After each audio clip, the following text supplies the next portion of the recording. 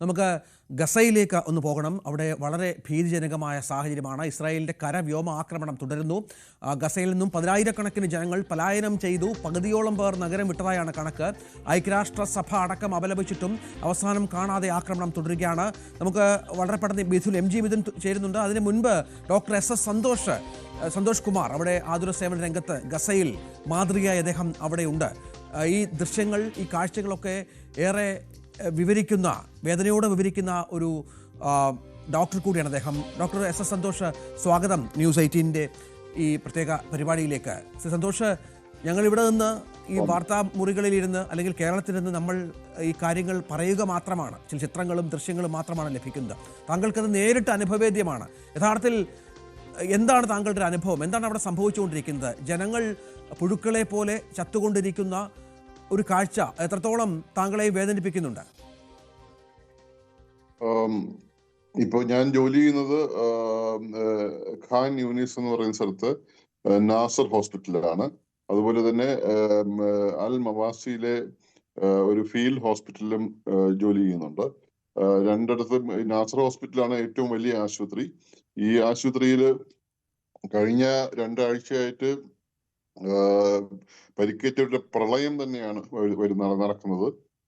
ഒരു ദിവസം, ഒരു മണിക്കൂറിന് തന്നെ ഏകദേശം 100 മുതൽ 150 പേരാണ് ഗുരുതരമായ പരിക്കേറ്റ്, അതായത് ജീവന് ഹാനികരമായ പരിക്കേറ്റ് എത്തുന്നവർ തന്നെ ഏകദേശം 100 മുതൽ 150 വരെ അവിടെ വരും. ഈ 150 പേരെയും കിടത്താനുള്ള സ്ഥലം പോലും വാസ്തവത്തിൽ ആ ആശുപത്രിയിലെ ഈ എമർജൻസി ഡിപ്പാർട്ട്മെന്റില്ല. ബെഡുകളൊക്കെയും ഈ പേഷ്യൻസ് ഒക്യുപ്പൈ ചെയ്ത് കഴിഞ്ഞാൽ പിന്നെ ബാക്കിയുള്ള ചികിത്സ മുഴുവൻ തറയിൽ കിടന്നിട്ടാണ് നടക്കുന്നത്. തറയില് ഈ പറയുന്ന അവിടെ രക്തം തളം കെട്ടി കിടക്കുന്നു.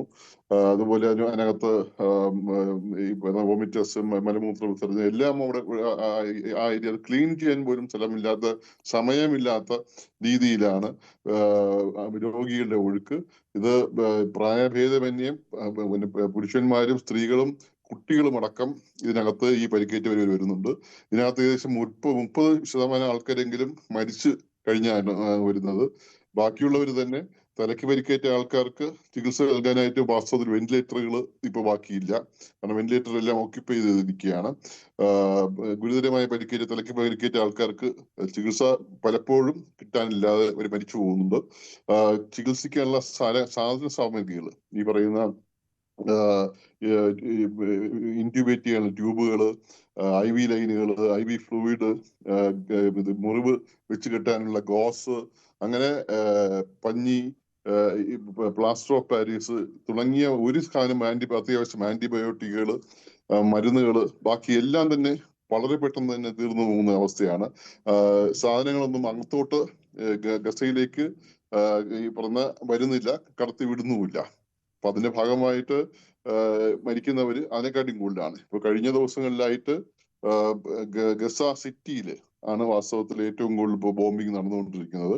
ഗസ സിറ്റി എന്ന് പറയുന്നത് ഗസ സ്ട്രിപ്പിന്റെ നോർത്ത്, ഈ വടക്ക് ഭാഗത്തുള്ള ഒരു സിറ്റിയാണ്, ഏറ്റവും വലിയ സിറ്റിയാണ്. അവിടെ ഏകദേശം 8 ലക്ഷം മുതൽ 10 ലക്ഷം വരെ ആൾക്കാരുണ്ട് എന്നുള്ളതാണ് നിഗമനം. അതിനകത്ത് ഏകദേശം 3.5 ലക്ഷം പേരാണ് ഇപ്പോൾ വന്നിട്ടുള്ളത്. ഈ ഭാഗത്തേക്ക് ഡെയർ എൽബല, അൽ മവാസി ഭാഗത്താണ് ഉള്ളത്. ഒരു 20 സ്ക്വയർ കിലോമീറ്ററിനകത്ത് 2 മില്യൺ ആൾക്കാരെ കുത്തി നിറയ്ക്കാനുള്ള ഒരു പ്ലാനാണ്. വാസ്തവത്തിൽ അത് ഒരു കോൺസെൻട്രേഷൻ ക്യാമ്പ് പോലെ ഇപ്പൊ തന്നെ ആയി കഴിഞ്ഞിരിക്കുന്നു. സൂചി കുത്താൻ പോലും. അതായത് ഈ ഇത്രയും ചെറിയ സ്ഥലത്ത് ഇത്ര അധികം ജനങ്ങളാണ്. അപ്പോൾ ഇവർക്കുള്ള ഭക്ഷണം വേണം, താമസിക്കാൻ സ്ഥലം വേണം, താങ്കൾ പറഞ്ഞതുപോലെ പരിക്കേറ്റവർക്കുള്ള മരുന്ന്, അത്തരം സൗകര്യങ്ങൾ വേണം, ചികിത്സിക്കാൻ ഡോക്ടർമാർ വേണം. ഇതൊന്നും ലഭിക്കാത്ത സാഹചര്യത്തിൽ അങ്ങനെയുള്ള മരണങ്ങൾ കൂടി, ഈ പട്ടിണി കൊണ്ടുള്ള മരണങ്ങൾ കൂടി സംഭവിക്കാനുള്ള സാധ്യതകളുണ്ടല്ലോ.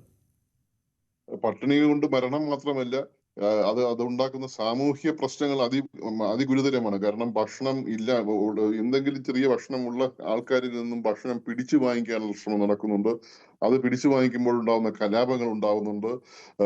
വീട്ടിലെ ആണുങ്ങൾ ഇല്ലാതെ മരിച്ചു പോകുമ്പോൾ സ്ത്രീകൾക്ക് ഇതുപോലെ ഈ പറഞ്ഞ ഭക്ഷണം കിട്ടുവാനായിട്ട് പല സ്ഥലങ്ങളിലും പോകേണ്ടി വരുന്നുണ്ട്. സ്ത്രീകളടക്കം മരിച്ചു വീഴുന്നുണ്ട്. കുട്ടികളെ നോക്കാൻ ആളില്ലാതാകുന്നു. കുട്ടികളെ ഇറങ്ങി നടക്കുന്നു. കുട്ടികളൊക്കെയും ഈ പറയുന്ന അവസാനം ഈ പറഞ്ഞ പല പല വാഹനങ്ങളിലൊക്കെ കയറി എങ്ങോട്ടേക്കോ പോയി. അവസാനം അവരും ഈ പറയുന്ന വെടിവെക്കുന്ന ഈ പറഞ്ഞ ഫ്രണ്ട് ലൈനിന്റെ അടുത്തൊക്കെ എത്തിപ്പോകുന്നു. അവിടെ അവർ നോക്കുമ്പോൾ ഈ പറഞ്ഞ വെടിവെച്ച് കേൾക്കുമ്പോൾ അവര് വെടിവെച്ച് നേരെ നിഷ്കളങ്കരായി നടന്നെടുക്കുന്നു. അവർക്ക് മുഴുവൻ പരിക്കേൽക്കുന്നു. കുട്ടികൾക്കാണ് ഏറ്റവും കൂടുതൽ ഗുരുതരമായ പരിക്കേൽ. കാരണം അവർക്ക് അവരെ ഓടാനോ അല്ലെങ്കിൽ അവർക്ക് ഈ പറഞ്ഞ ഈ എന്ത് ചെയ്യണമെന്നറിയാം അന്ധാളിച്ച് നിൽക്കുമ്പോൾ അവർക്ക് ഈ പറഞ്ഞ മുഴുവൻ ഈ വെടിയുണ്ടകളും നമ്മൾ കാണുന്ന കാഴ്ച മിക്കവാറും കുട്ടികളിലൊക്കെ ഈ മരിച്ചു തന്നെയാണ് വരുന്നത്. ഇവര് ഇവർക്ക് നോക്കാനും ഈ പറയുന്ന ഈ ഒരു വീട്ടിലൊക്കെ ഏകദേശം ഒരു ടെന്റിലൊക്കെ 15 മുതൽ 20 പേരൊക്കെയാണ് കഴിയുന്നത്. അപ്പൊ അവർക്ക് പകലൊന്നും ഒരു ഒരു ഒരു ഒരു സ്ഥലം പോലും ഇല്ല. റോഡ് നിറച്ചും ഈ പറഞ്ഞ കുട്ടികളൊക്കെയാണ്. അപ്പൊ അവര് വണ്ടി ഇടിക്കുന്നു, അവർക്ക് പരിക്കേൽക്കുന്നു. അങ്ങനെ ഇതുമൂലം ഉണ്ടാവുന്ന ഗുരുതരമായിട്ടുള്ള സാമൂഹ്യ പ്രശ്നങ്ങൾ വേറെ വശത്താണ്. അതുപോലെ ഈ ഈ പറഞ്ഞ ഭക്ഷണം ഇല്ലാതെ ഉണ്ടാകുന്ന കുപോഷണം, അതുപോലെ തന്നെ വെള്ളത്തിന്റെ ദൗർലഭ്യം ഉണ്ടാകുന്ന വയറ്റിളക്ക രോഗങ്ങള്, ശ്വാസകോശ ഈ ആളുകൾക്ക് തിങ്ങിപ്പാർക്കുമ്പോൾ ഉണ്ടാകുന്ന ശ്വാസകോശ രോഗങ്ങള്, അങ്ങനെ ഒരു നരകമായി ഇവിടെ മാറിയിരിക്കുകയാണ്. അതിന് പുറത്തുകൂടെയാണ് ഇപ്പോൾ ഈ ഭാഗത്ത് നിന്നുള്ള ഗസ സിറ്റിയിൽ നിന്നും ഡെയർ അൽബലയിലേക്ക് ഏകദേശം 25 കിലോമീറ്റർ എങ്കിലും ഉണ്ട്. ഈ 25 കിലോമീറ്റർ താണ്ടിയാണ് വരേണ്ടത്. ആ വഴിയില് വരാനായിട്ട് വലിയ ട്രക്കുകൾക്ക് മാത്രമേ കഴിയുള്ളൂ. വലിയ ട്രക്കുകൾക്കാണെങ്കിൽ ഒരു ട്രക്കിന് വാടക പോലും $1000, ഏകദേശം 1 ലക്ഷം അടുപ്പിച്ച് രൂപ വരും. ഇതൊന്നും അവർക്ക് പൈസയില്ല. കയ്യിലുള്ള പൈസ എടുക്കാൻ പോയാൽ പോലും ഈ അവിടെ ഉണ്ടാവുന്ന ലോക്കൽ ബാങ്കുകൾ നടത്തുന്ന ആൾക്കാർക്ക് ഈ 1000 രൂപ എടുക്കുകയാണെങ്കിൽ കയ്യിൽ കിട്ടുന്ന ഏകദേശം 700 രൂപ 300 രൂപയും കമ്മീഷനായി കൊടുക്കേണ്ടി വരുന്നു. അങ്ങനെ കയ്യിലെ പൈസ മുഴുവൻ ആൾക്കാർക്ക് തീരുന്നു. ദാരിദ്ര്യത്തിലേക്ക് പോകുന്നു. വീടൊക്കെ ആണെങ്കിൽ ഈ പറഞ്ഞ ഗസയിലേക്ക് ആൾക്കാർ ഈ മുമ്പൊക്കെ ആണെങ്കിൽ തിരിച്ച് വീട്ടിലേക്ക് എത്തുമെന്നുള്ള ധാരണയെങ്കിലും അവർക്കുണ്ടായിരുന്നു. അതായത് കാരണം അവർക്ക് വീട് അവിടെ തിരിച്ച് ഈ ബാക്കി ദുരിതാശ്വാസ ക്യാമ്പുകളിലേക്ക്, ഈ പറഞ്ഞ സ്ഥലങ്ങളിലേക്ക് എത്തുന്നെങ്കിൽ പോലും അവർ മനസ്സോടെ വരുന്നവരല്ല. അവരെ നിർബന്ധിച്ച് ഈ ബോംബാക്രമണത്തിന്റെ പശ്ചാത്തലത്തിൽ അല്ലെങ്കിൽ ഭീഷണിപ്പെടുത്തിയൊക്കെയാണല്ലേ അവരെ അങ്ങോട്ടേക്ക് മാറ്റുന്നത്. ഭീഷണിയല്ല. ഈ പറയുന്ന നിങ്ങളിപ്പോ അവർക്ക് കിട്ടുന്ന മെസ്സേജ് 1 മണിക്കൂറിനകം നിങ്ങൾ താമസിക്കുന്ന ഏരിയയിൽ മുഴുവൻ ബോംബ് ഇടുമെന്ന് പറഞ്ഞു കഴിഞ്ഞാൽ പിന്നെ ആരാണ് നിൽക്കാൻ കഴിയുക? അവരുടെ വീടാണ്. വീടിൽ നിന്നൊക്കെ എന്ത് സാധനം എടുക്കാനും കഴിയും? ഒരു സാധനം എടുക്കാൻ കഴിയില്ല. അവർക്കറിയാം. ഇപ്പൊ മുമ്പൊക്കെ ആണെങ്കിൽ നേരത്തെ പറഞ്ഞതുപോലെ തിരിച്ചു വരുമെന്നെങ്കിലും ഒരു ധാരണ ഉണ്ടായിരുന്നു. അപ്പോ എന്തെങ്കിലും ബാക്കി വെച്ചിട്ട് പോകാൻ പറ്റും. ഇപ്പൊ അവർക്ക് തീർച്ചയായിട്ടും അവരറിയാം അവർ അവസാനമായിട്ടാണ് അവരുടെ വീട് കാണുന്നതെന്നും ആ വീട് ഇനി അവിടെ ഉണ്ടാകില്ലെന്നും അവിടെ തരിശായി പോകുമെന്നും അവർക്ക് നന്നായിട്ട് അറിയാം. അതുകൊണ്ട് തന്നെ അവർക്ക് വാല്യൂബിൾസ് എന്തെങ്കിലും എടുക്കണമെങ്കിൽ അത് തീർച്ചയായും അതിന്റെ ഭാരം കൂടുതലായിരിക്കും. എന്നാൽ പോലും അതൊക്കെ എടുത്തുകൊണ്ട് 25 കിലോമീറ്റർ അടക്കം നടന്നാണ് ആൾക്കാർ പല വഴിയിലൂടെ നടന്നതാണ്. ആ വഴിയൊക്കെ മുഴുവൻ ചെളിയും പുരണ്ട് പൊടിയും അടിച്ച് നടക്കാൻ പോലും പറ്റാത്ത രീതിയിലേക്ക് ഇപ്പൊ തിങ്ങി നിറഞ്ഞിരിക്കുകയാണ്. ഒരു ഈ 25 കിലോമീറ്റർ ഈ ട്രക്കിൽ വരുന്നെങ്കിൽ പോലും 8 മണിക്കൂറൊക്കെയാണ് എടുക്കുന്നത്.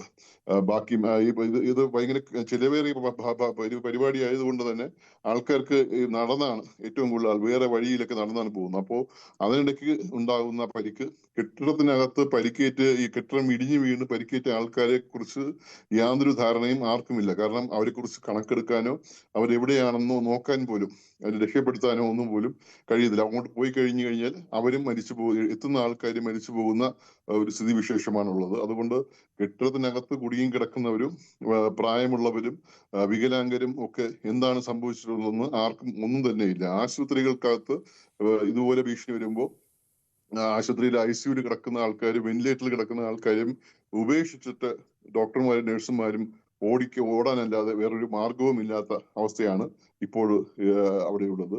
സാധനങ്ങൾക്കാണെങ്കിൽ എല്ലാത്തിനും തീ പിടിച്ച വിലയാണ്. 1 കിലോ പഞ്ചസാരയ്ക്ക് ഏകദേശം പറഞ്ഞ $60 ഒക്കെയാണ് ഇപ്പോ വന്നത്. കഴിഞ്ഞ ദിവസം അത് $100 ഒരു $100 എന്ന് വെച്ച് കഴിഞ്ഞാൽ 8800 രൂപയൊക്കെയാണ്.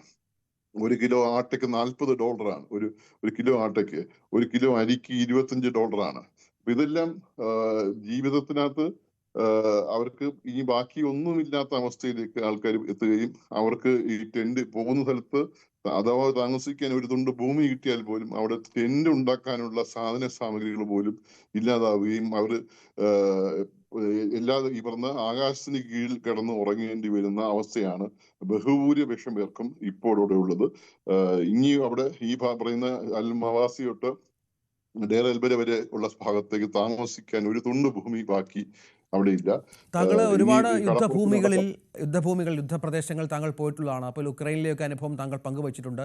ഒരുപക്ഷെ താങ്കളുടെ അനുഭവത്തിലും ഇത്ര വലിയ ഭീതിജനകമായ ദയനീയമായ സാഹചര്യം താങ്കളുടെ അനുഭവത്തിലുമൊക്കെ ആദ്യമായിരിക്കും അല്ലേ? ഇത് തീർച്ചയായിട്ടും ഞാൻ ഏകദേശം 40 രാജ്യങ്ങളിലെങ്കിലും പല യുദ്ധങ്ങളിലും ഒക്കെ പോയിട്ടുണ്ടെങ്കിലും ഇത്രയും അതിഭീകരമായിട്ടുള്ള ഒരു ജനോസൈഡ് എന്ന് പറയുന്നത് നമ്മൾ ഇപ്പോഴാണ് കാണുന്നത്. ഇതിനല്ലാതെ ജനോസൈഡ് എന്ന് വിശേഷിപ്പിക്കാൻ വേറെ വാക്കുകളൊന്നും ഇല്ല എന്നുള്ളത് ഉറപ്പ് തന്നെയാണ്. ഇത്രയും ആൾക്കാര് ഈ പറയുന്നത് ഈ ഭാഗത്ത് ഇപ്പൊ സംഭവിക്കാൻ പോകുന്നത് ഈ ഒരു 20 സ്ക്വയർ കിലോമീറ്ററിനകത്ത് 2 മില്യൺ ആൾക്കാർ കുത്തി നിറച്ചു കഴിയുമ്പോഴേക്കും അവർക്ക് വെള്ളമില്ലാതെ ഭക്ഷണമില്ലാതെ അതിന് പുറത്ത് ബോംബിങ്ങും ചികിത്സിക്കാനുള്ള സാധന സാമഗ്രികളില്ലാതെ മുറിവുകൾക്ക് പഴുപ്പടിച്ചിട്ടും ശ്വാസകോശ രോഗങ്ങൾ വന്നിട്ടും ഒക്കെ ഒരു കൂട്ടക്കുരുതി തന്നെയാണ് അവിടെ ഇനി നടക്കാൻ പോകുന്നത്. അതിനുള്ള ചികിത്സിക്കാനോ അല്ലെങ്കിൽ ആളെ പുറത്ത് കൊണ്ടുപോകാനോ ഇവർക്ക് ഇവിടുന്ന് വേറെ സ്ഥലത്തേക്ക് ഈജിപ്തിലേക്ക് ഒരു സ്ഥലത്തേക്ക് പോലും പോവാൻ പോലും പറ്റാത്ത സ്ഥിതി വിശേഷമാണുള്ളത്. കൃത്യമായി പറഞ്ഞു കഴിഞ്ഞാൽ ഒരു കോൺസെൻട്രേഷൻ ക്യാമ്പാണ് ഇവിടെ ഇപ്പോൾ നടക്കുന്നത്. നന്ദി ഡോക്ടർ സന്തോഷ്. അദ്ദേഹം അവിടെ സ്തുത്യർഹമായ സേവനം നടത്തിക്കൊണ്ടിരിക്കുന്ന ഒരു ഡോക്ടർ കൂടിയാണ്. മാസങ്ങളായി അദ്ദേഹം ആ മേഖലയിലുണ്ട് എന്നാണ് മനസ്സിലാക്കേണ്ടത്. MG മിഥുൻ കൂടി